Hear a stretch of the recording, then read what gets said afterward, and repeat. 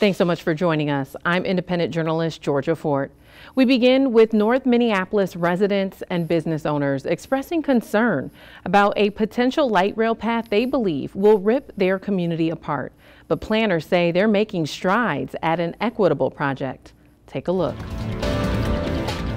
It's like this thing that's on university, and that's not a helpful thing. Confusion and uncertainty. I said, what? No.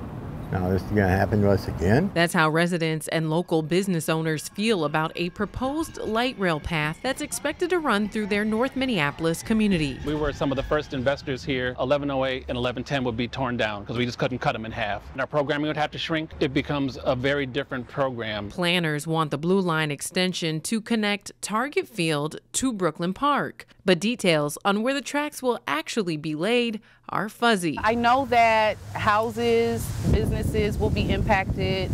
I know that it's an opportunity for some new transportation development, which the community needs. I still feel like there's a lot of questions that I've asked over the years that haven't been answered, and I have excitement about it, but I also have concern. Met Council approved a $75 million grant to fund early efforts for the Blue Line in September, a move many believe is a dog whistle for displacement. They're going to continue trying to build over us, shut us out, unless we stick up and fight. Who pays for us to move if we have to move? Who's going to find a place big enough for us? Yeah. I got a lot going on here. It's not easy to find a place. I don't know. I got a soft heart. I do. But I just hate to have to go through all this again and do all this work. I'm 62 years old.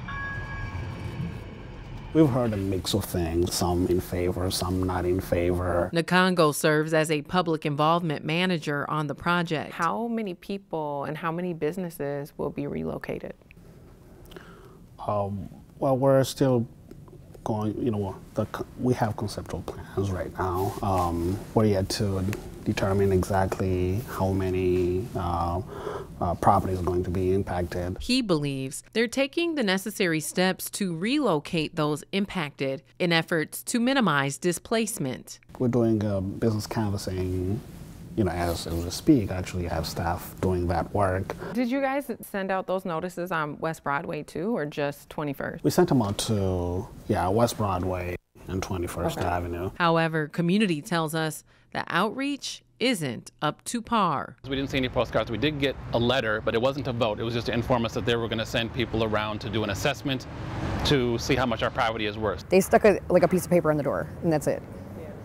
And we're like, that was all. That's the only thing we've ever heard. It felt really powerless in some ways, like just kind of left out a lot, not really sure what's going on. As it stands today, the staff's recommended route is set to run up Washington, where a bridge will be created over 94 to connect to 21st, then down 21st to Irving, where it will then turn to connect to West Broadway, running right through the heart of a neighborhood with a high concentration of Black residents and businesses. We're working on finalizing what the impacts are on 21st Avenue. At least we know now that there are less impacts on 21st Avenue than there would have been on West Broadway. They're building this bridge over the freeway. That seems ridiculous. I feel like their plan to run it up 21st is because 21st is awful, and they're letting it be that way, so nobody will complain. Folks tell us they should only use one of the roads, not both, while others say the plan should be scrapped altogether. My thing is, just don't run it here. Like, it's cool downtown. Just keep it where it's at. Keep this open for our little community, business, homes, or whatever, and we cool. What do you think would be a better route? I'd say Broadway. A better option than Broadway and 21st. That's where it gets complicated. Planners say they explored alternative routes that would have ran up Olson Memorial Highway to Golden Valley, but they were unable to reach an agreement with the local company. Is it possible to exercise eminent domain in the same way that it's being exercised on 21st Avenue? Was that an option with the freight company? Unfortunately not. The freight company is shielded from eminent domain.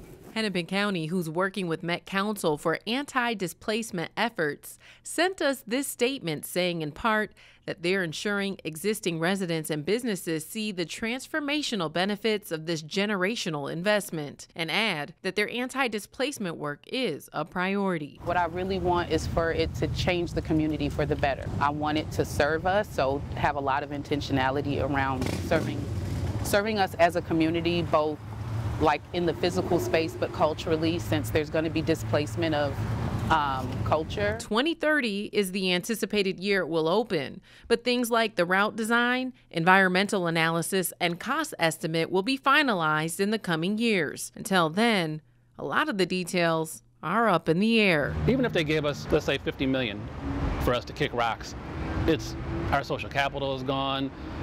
The people in the neighborhood are gone. We would be a fundamentally different organization. Is there a monetary value that you can put on basically it feels like your life's work? I don't know how that can be compensated.